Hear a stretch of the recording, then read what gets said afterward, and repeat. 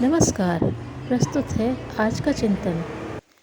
बैरम खां के प्रस्ताव का समर्थन करते हुए माँ हमीदा ने कहा, बेटा, आपत्ति काल में आत्मरक्षा के लिए जो भी उपाय सामने हो करना चाहिए। तुम अभी किशोर हो, युद्ध तुम्हारे वश की बात नहीं।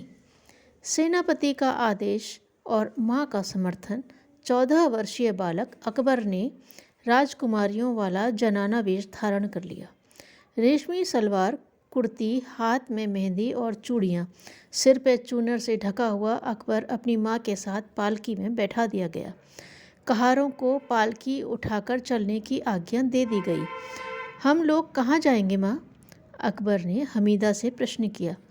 दिल्ली के उस रास्ते से बच निकलेंगे जिस रास्ते जनानी पालकियाँ जाती हैं। हम लोग बच निकल चलेंगे। राजपूत स्त्रियों पर हथियार नहीं उठाते बेटा, इसलिए तुम्हें स्त्री वेश धारण करना पड़ रहा है। इसका तुम बिल्कुल दुख मत करो। अच्छा, एक बात बताओ माँ, मैं युद्ध क्यों नहीं कर सकता? राजपूत मुट्ठी भर होते हैं, पर वे जीतते क्यों हैं? हमीदा ने दीर्घ निश्वास छोड़ी और उत्तर दिया, बेटा, तुम्हारी आयु अभी छोटी है। परिपक्व न होने तक तुम्हारा लड़ना उचित नहीं है। राजपूत तो बड़े साहसी होते हैं बेटा। उन्हें बचपन से ही वीरता का पाठ पढ़ाया जाता है। लड़ना उनके लिए खेल है, इसीलिए वे सदैव विजयी रहते हैं।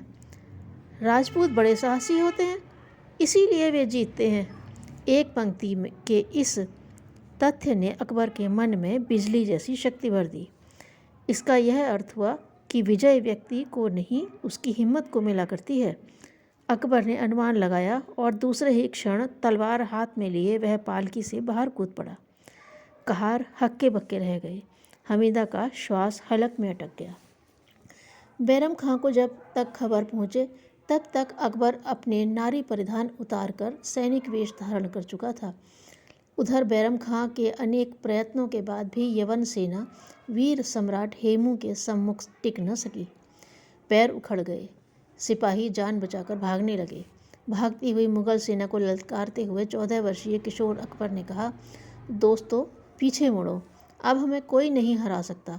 विजयी मंत्र मेरे हाथ लग चुका है। बैरम खां तो यह दृश्य देखकर हक्का बक्का ही रह गया। सेना अपने स्वामी को देखते ही ठहर गई। युद्ध फिर गति पकड़ने लगा। तभी सनसनाता हुआ एक तीर आया और अकबर की बाएं भुजा में बिंध गया। चुभे हुए तीर की ओर एक दृष्टि डालकर अकबर ने दूर तक दृष्टि दौड़ाई। मालूम हो गया कि उसका संधान स्वयं सम्राट हेमचंद्र ने किया है। सेनापति बैरम खां और अकबर की सेना हतप्रभ हो उससे पूर्व ही अकबर ने दाहिने हाथ से चुभे हुए तीर को निकाल दिया।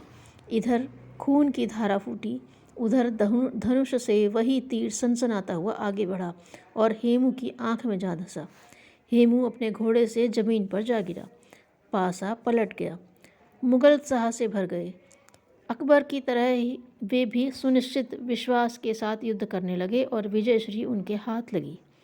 इतिहासकार कहते हैं कि विजय का श्रेय बैरम खां को है, पर दूरदर्शी मुगलों की इस विजय को साहस की विजय मानते हैं जो अकबर को राजपूतों से उपहार मिला। सच है, साहस ही सर्वोपरि समर्थता है। जो वस्तुएं सरलता से मिल जाती हैं वे महान नहीं होती।